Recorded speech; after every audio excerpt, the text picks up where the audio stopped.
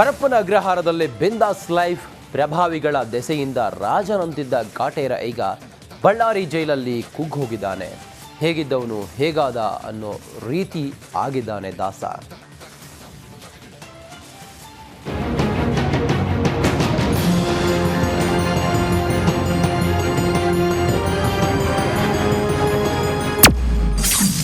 ಬಳ್ಳಾರಿ ಜೈಲಲ್ಲಿ ದಾಸ ಪರದಾಟ.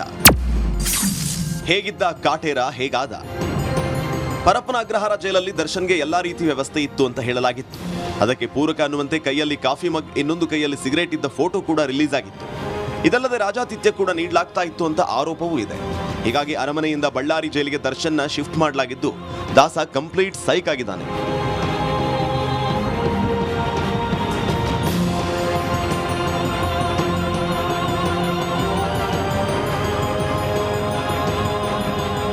ಪರಪ್ಪನ ಅಗ್ರಹಾರದಲ್ಲಿ ಮಂತ್ರಿ ಅಂತಿದ್ದ ಬಾಸ್ ಬಳ್ಳಾರಿಗೆ ಬಂದ ಮೇಲೆ ರಾಜನಂತೆ ಇರ್ತಾರೆ ಅಂತ ಅಭಿಮಾನಿಗಳು ಹೇಳ್ತಾ ಇದ್ರು. ಆದರೆ ಬಳ್ಳಾರಿ ಜೈಲಲ್ಲಿ ದಾಸನ ಆಟಕ್ಕೆ ಫುಲ್ ಬ್ರೇಕ್ ಹಾಕಲಾಗಿದೆ.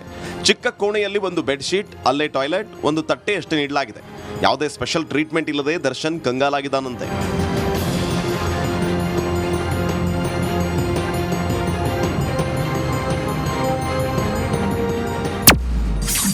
ಬ್ಯಾಗ್ ಹಿಡಿದು ಸೆಲ್ಗೆ ಹೋದ ದತ್ತ.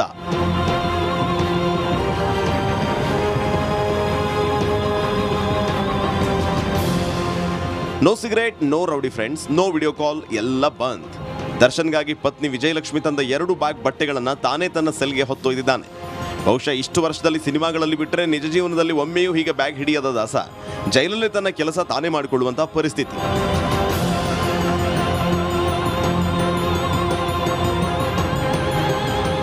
ನಿನ್ನೆ ದರ್ಶನ್ ಪತ್ನಿ ಭೇಟಿ ಮಾಡಿ ಬಟ್ಟೆ ಹಾಗೂ ಒಂದಿಷ್ಟು ತಿನಿಸುಗಳನ್ನು ಕೊಟ್ಟಿದ್ರು. ಭೇಟಿಯ ಬಳಿಕ ಪುನಃ ಸೆಲ್ಗೆ ಹೋಗುವಾಗ ಜೈಲು ಅಧಿಕಾರಿಗಳು ನೀವೇ ನಿಮ್ಮ ಬ್ಯಾಗ್ ತೆಗೆದುಕೊಂಡು ಹೋಗಿ ಅಂತ ಮುಲಾಜಿಲ್ದೆ ಹೇಳಿದ್ರು. ಇದಕ್ಕೆ ಮರು ಮಾತನಾಡದೆ ಬ್ಯಾಗ್ ಹಿಡಿದು ದರ್ಶನ್ ಹೋಗಿದ್ದಾರೆ. ಎಲ್ಲ ದಿಮಾಕು, ದರ್ಪ ಎಲ್ಲದಕ್ಕೂ ಕಾಕಿ ಫುಲ್ ಸ್ಟಾಪ್ ಇಟ್ಟಿದೆ. ರೇಣುಕಾರಾಧ್ಯ, ರಿಪಬ್ಲಿಕ್ ಕನ್ನಡ, ಬಳ್ಳಾರಿ.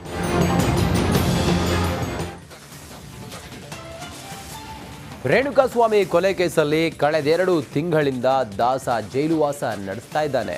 ಪರಪ್ಪನ ಅಗ್ರಹಾರದಲ್ಲಿ ರಾದ್ಧಾಂತ ಮಾಡಿ ಬಳ್ಳಾರಿಗೆ ಶಿಫ್ಟ್ ಆಗಿದ್ದಾನೆ. ಡಿ ಗ್ಯಾಂಗ್ ವಿರುದ್ಧ ಚಾರ್ಜ್ ಶೀಟ್ ಸಲ್ಲಿಸಲು ಖಾಕಿ ಸಜ್ಜಾಗಿದೆ.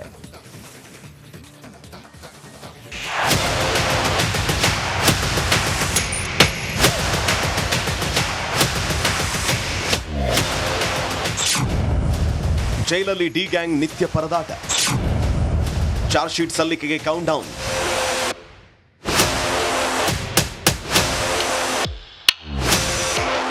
ರೇಣುಕಸ್ವಾಮಿ ಕೊಲೆ ಕೇಸಲ್ಲಿ ಕಂಬಿ ಹಿಂದೆ ಬಿದ್ದಿರೋ ಡಿ ಗ್ಯಾಂಗ್ಗೆ ಮುಂದೇನಾಗುತ್ತೆ ಅನ್ನೋ ಆತಂಕವೇ ಹೆಚ್ಚಿದೆ. ಜೈಲ್ ಸೇರಿ 2 ತಿಂಗಳಾದರೂ ಆರೋಪಿಗಳಲ್ಲಿ ಯಾವುದೇ ಪಶ್ಚಾತ್ತಾಪ ಇಲ್ಲ. ಈ ಮಧ್ಯೆ ದಾಸ ಸೇರಿ ಇತರೆ ಆರೋಪಿಗಳು ಬೇರೆ ಬೇರೆ ಜೈಲ್ಗೆ ಶಿಫ್ಟ್ ಆಗಿದ್ದು, ಇತ್ತ ಕೇಸ್ ಸಂಬಂಧ ಚಾರ್ಜ್ ಶೀಟ್ ಸಲ್ಲಿಸುವುದಕ್ಕೆ ಖಾಕಿ ಸಜ್ಜಾಗಿದೆ.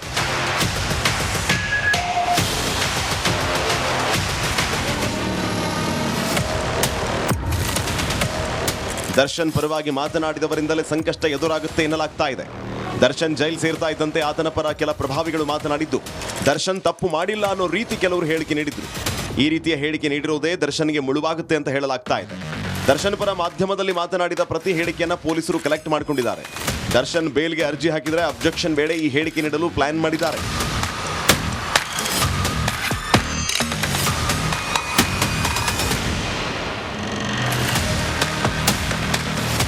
ಚಾರ್ಜ್ ಶೀಟ್ ಸಲ್ಲಿಕೆ ಆಗ್ತಾ ಇದ್ದಂತೆ ಜಾಮೀನು ಅರ್ಜಿ ಹಾಕೋದಕ್ಕೆ ದರ್ಶನ್ ತಯಾರಿ ನಡೆಸಿದ್ದಾನೆ ಎನ್ನಲಾಗ್ತಾ ಇದೆ. ದರ್ಶನ್ ಅರ್ಜಿ ಸಲ್ಲಿಕೆ ಮಾಡ್ತಾ ಇದ್ದ ಹಾಗೆ ಅಬ್ಜೆಕ್ಷನ್ ಹಾಕೋದಕ್ಕೆ ಪೊಲೀಸರು ಕೂಡ ಸಿದ್ಧತೆ ನಡೆಸಿದ್ದಾರೆ. ಹೀಗಾಗಿ ರೌಡಿ ಶೀಟರ್ ಜೊತೆ ಫೋಟೋ ಹಾಗೂ ದರ್ಶನ್ ಪರ ಪ್ರಭಾವಿಗಳ ಹೇಳಿಕೆಗಳಿಂದಲೇ ಸಂಕಟ ಎದುರಾಗುವ ಸಾಧ್ಯತೆ ಇದೆ. ಅಬ್ಜೆಕ್ಷನ್ ವೇಳೆ ಎಲ್ಲಾ ಹೇಳಿಕೆ ಮೆನ್ಷನ್ ಮಾಡಿ ಬೇಲ್ ನೀಡದಂತೆ ಮನವಿಯನ್ನ ಮಾಡಲಿದ್ದಾರೆ.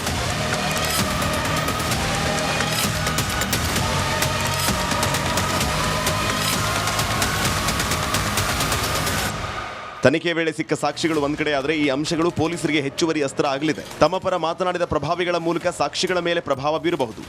ಬೇಲ್ ನೀಡಿದರೆ ಅವರ ಮೂಲಕ ಸಾಕ್ಷಿಗಳಿಗೆ ಆಮಿಷವೊಡ್ಡುವ ಸಾಧ್ಯತೆ ಇದೆ ಅಂತ ಅಬ್ಜೆಕ್ಷನ್ ಹಾಕುವ ಸಾಧ್ಯತೆ ಇದೆ. ಹೀಗಾಗಿ ಆಪ್ತರಿಂದಲೇ ದಾಸನಿಗೆ ಕಂಟಕ ಫಿಕ್ಸ್ ಆಗಿದೆ. ಧ್ರುವರಾಜ್, ರಿಪಬ್ಲಿಕ್ ಕನ್ನಡ, ಬೆಂಗಳೂರು.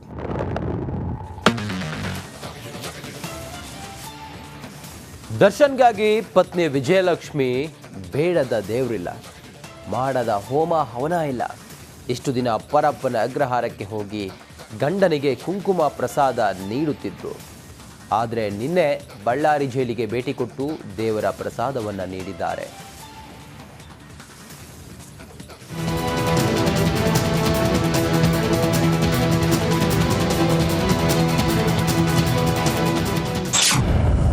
ಪತಿಗೆ ಕುಂಕುಮ ಅಕ್ಷತೆ ನೀಡಿದ ವಿಜಯಲಕ್ಷ್ಮಿ. ಸಾಲು ಸಾಲು ಪೂಜೆ ಮಾಡಿ ದಾಸನಿಗೆ ಪ್ರಸಾದ. ವಿಜಯಲಕ್ಷ್ಮಿ ದರ್ಶನ್ ಪಾಲಿನ ಲಕ್ಷ್ಮಿ. ಪತಿ ಬಿಡುಗಡೆಗಾಗಿ ವಿಜಯಲಕ್ಷ್ಮಿ ಮಾಡದ ಪೂಜೆ ವ್ರತಗಳೇ ಇಲ್ಲ. ಕೊಲ್ಲೂರು ಮೂಕಾಂಬಿಕೆಯಿಂದ ಹಿಡಿದು ಮೈಸೂರು ಚಾಮುಂಡಿ ಸನ್ನಿಧಿಯಲ್ಲಿ ಮಾಡದ ಪ್ರಾರ್ಥನೆಗಳಿಲ್ಲ.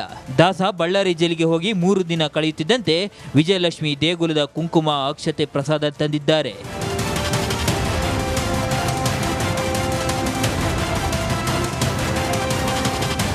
ಪತಿ ಬಿಡುಗಡೆಗಾಗಿ ಗುಡಿ ಗೋಪುರಗಳಿಗೆ ಪ್ರದಕ್ಷಿಣೆ ಹಾಕುತ್ತಿದ್ದಾರೆ. ಪರಪ್ಪನ ಅಗ್ರಹಾರದಲ್ಲಿ ದರ್ಶನ್ ಇದ್ದಾಗ ಬರೋಬ್ಬರಿ 9 ಸಲ ವಿಜಯಲಕ್ಷ್ಮಿ ಭೇಟಿ ನೀಡಿದ್ರು. ಪ್ರತಿ ಸಲ ಭೇಟಿಯಾದಾಗಲೂ ಒಂದೊಂದು ಸನ್ನಿಧಿಯ ಪ್ರಸಾದವನ್ನ ನೀಡಿದ್ರು. ಇದೀಗ ಬಳ್ಳಾರಿ ಜೈಲಿಗೆ ಭೇಟಿ ನೀಡಿದಾಗಲೂ ದೇವರ ಪ್ರಸಾದ ನೀಡಿದ್ದಾರೆ. ಪತಿ ಜೈಲು ಸೇರುತ್ತಿದ್ದಂತೆ ವಿವಿಧ ಶಕ್ತಿ ದೇಗುಲಗಳಿಗೆ ಪೂಜೆ ಪುನಸ್ಕಾರ ಮಾಡುತ್ತಿದ್ದಾರೆ.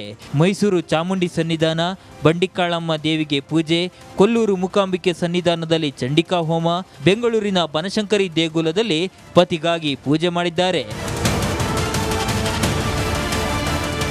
ದರ್ಶನ್ ಬೆನ್ನು ಬಿಡದೆ ಸಾಲು ಸಾಲು ಸಂಕಷ್ಟ ಎದುರಾಗಿದೆ.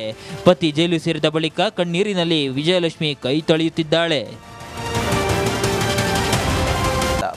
ಸಿಲಿಕಾನ್ ಸಿಟಿಯ ನೀರಿನ ದಾಹ ತೀರಿಸಲು ಸರ್ಕಾರ ಮಲೆನಾಡಿನ ಮೇಲೆ ಕಣ್ಣಿಟ್ಟಿದೆ.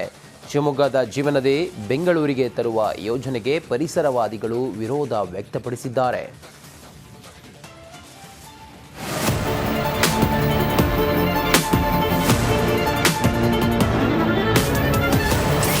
ಶರಾವತಿ ನೀರಿನ ಮೇಲೆ ಸರ್ಕಾರದ ಕಣ್ಣು. ಬೆಂಗಳೂರಿಗೆ ಬರುತ್ತಾ ಶರಾವತಿ ನೀರು?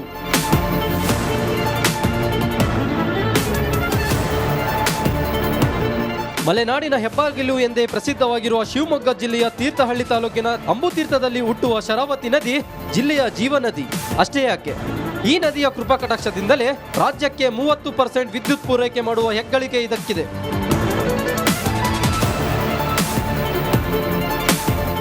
ಈ ಶರಾವತಿ ನದಿಗೆ ಲಿಂಗನಮಕ್ಕಿ ಬಳಿ ಜಲಾಶಯ ನಿರ್ಮಿಸಲಾಗಿದೆ. ಪಶ್ಚಿಮ ಘಟ್ಟದಲ್ಲಿ ಹುಟ್ಟಿ ಪಶ್ಚಿಮ ದಿಕ್ಕಿಗೆ ಹರಿಯುವ ಪ್ರಮುಖ ನದಿಗಳಲ್ಲಿ ಶರಾವತಿ ನದಿಯೂ ಒಂದು. ಆದರೆ ಇತ್ತೀಚೆಗೆ ಮಿತಿಮೀರಿ ಬೆಳೆಯುತ್ತಿರುವ ಬೆಂಗಳೂರಿಗೆ ಕಾವೇರಿ ನೀರು ಸಾಲದಾಗಿದೆ. ಹಾಗಾಗಿ ಅಂತಾರಾಜ್ಯ ಸಮಸ್ಯೆ ಇಲ್ಲದ ಶರಾವತಿ ನದಿಯ ಲಿಂಗನಮಕ್ಕಿ ಜಲಾಶಯದಿಂದ 15 TMC ನೀರನ್ನು ಬೆಂಗಳೂರಿಗೆ ತೆಗೆದುಕೊಂಡು ಹೋಗಲು ಸರ್ಕಾರ ಚಿಂತನೆ ನಡೆಸುತ್ತಿದೆ.